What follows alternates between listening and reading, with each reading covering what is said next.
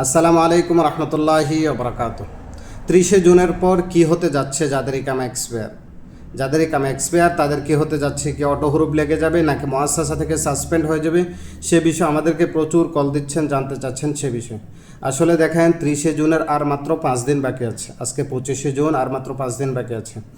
যেহেতু একটা মেসেজ আসছে যে 30 জুনের পর থেকে কিছু একটা হবে, তাহলে অবশ্যই কিছু একটা হবে। সুতরাং এখনও যাদের ইকামা এক্সপায়ার আছে, আপনি দ্রুত ইকামা রিনিউ করার ব্যবস্থা করুন, অথবা আপনার কফিল যদি স্পন্সর যদি আপনার ইকামা না করে, আপনি অন্যত্র কফালা হয়ে ইকামা রিনিউ করে ফেলুন।